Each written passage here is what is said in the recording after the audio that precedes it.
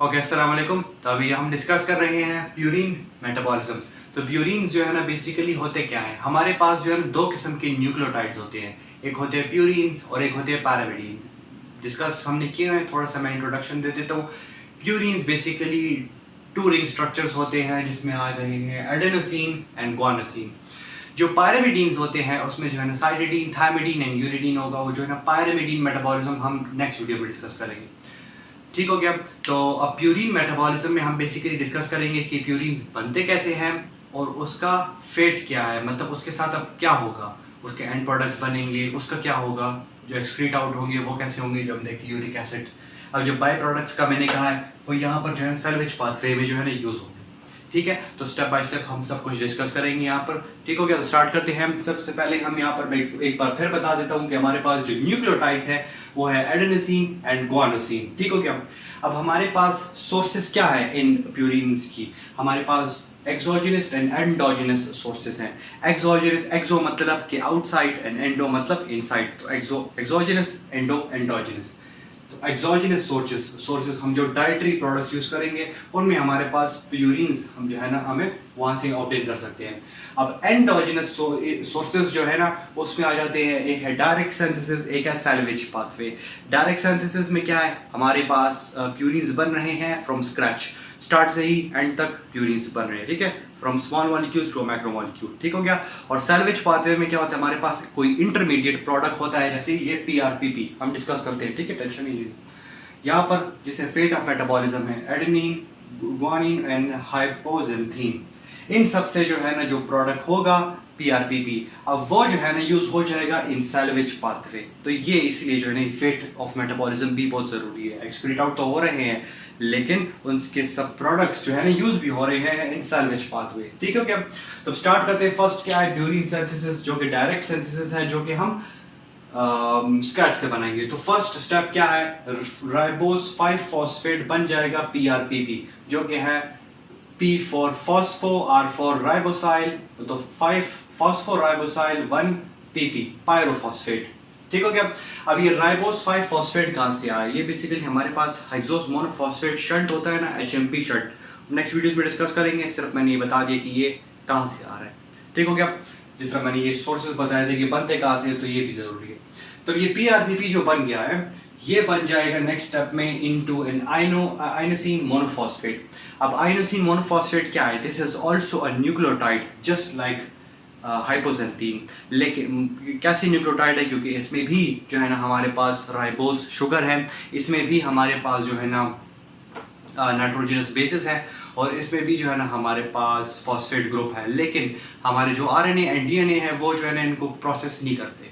तो इसको हम एज एन इंटरमीडिएट प्रोडक्ट जो है ना कंसिडर करेंगे, और ये फिर जाके हमारे पास जो एंड प्रोडक्ट्स हैं AMP and GMP, adenosine monophosphate and guanosine monophosphate, ये जो है ना आईएमपी से बन रहे हैं। So these are the steps for the purine synthesis, जो कि हमारे पास डायरेक्ट सिंथेसिस है।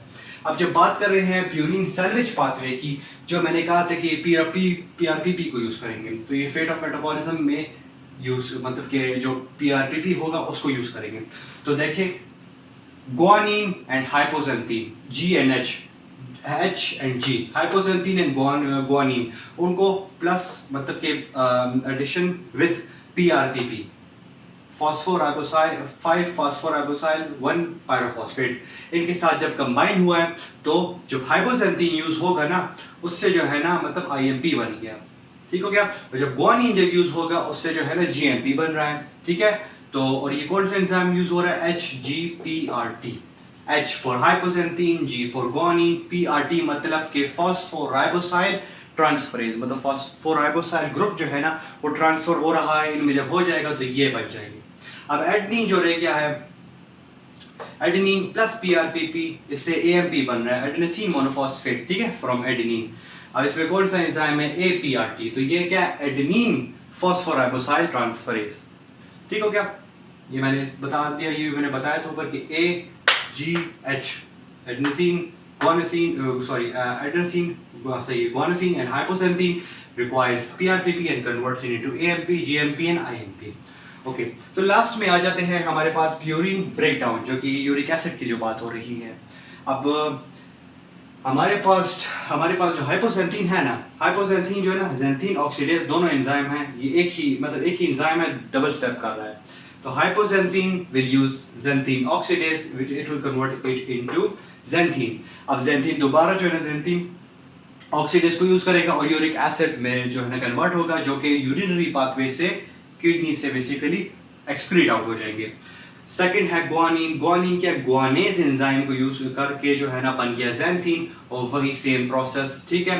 अब जो एडेनिन है ना, एडेनिन उसका जो जरा ये जो है ना, ये ब्रेक डाउन थोड़ा सा डिफरेंट है फ्रॉम हाइपोजेंथीन एंड ग्वानिन। ये जो है ना फर्स्ट वही APRT एडेनिन फॉस्फोराइबोसाइल ट्रांसफरेज को यूज करके AMP बना रहा है, एडेनोसिन मोनोफॉस्फेट, ठीक है। A स्टैंड्स फॉर एडेनोसिन, इसलिए मैंने नीचे एडेनोसिन लिखनी है। इससे फिर ये कन्वर्ट हो जाएगा एडेनोसिन में। एडेनोसिन अब जो है ना डीअमाइनेज एंजाइम, एडेनोसिन डीअमाइनेज मतलब कि अमाइन ग्रुप, डी मतलब कि रिमूव, अमाइन मतलब अमाइन ग्रुप, तो डीअमाइनेज हो जाएगा प्रोसेस से, आइनोसिन बन गया। अब आइनोसिन जो है ना प्यूरिन न्यूक्लियोसाइड फॉस्फोराइलेज, ये छोड़ दे, इससे जो है ना कन्वर्ट हो जाएगा हाइपोजेंथीन में, और फिर सेम प्रोसेस से जो है ना फिर यूरिक एसिड फॉर्म हो जाएगा। यूरिक एसिड फिर जो है ना किडनी से एक्सक्रीट आउट होगा। अब इसमें अब डिजीज डिस्कस करेंगे तो वो बेसिकली हम पैथोलॉजी में डिटेल डिस्कस कर लेंगे, लेकिन अगर करें तो यहाँ पर जो इंजाइम्स है ना, इनमें जो है ना मतलब डिजीजेस यहाँ पर इंजाइमेटिक प्रोसेसेस में एक हो सकती है, और एक ये कि यूरिक एसिड अगर ज़्यादा हो जाए तो गाउट अब डिजीज़ का पता होगा। तो ये हम बेसिकली पैथोलॉजी में जो है, पैथोलॉजी का पोर्शन इंशाल्लाह मैं करूँगा, उसमें डिटेल्स डिस्कस करेंगे कौन से एंजाइम्स, क्या ट्रीटमेंट, वो फिर वीडियो बहुत बड़ी हो जाएगी, क्योंकि बायोकेम का पोर्शन बेसिकली मैं कवर कर रहा हूँ, ठीक हो गया।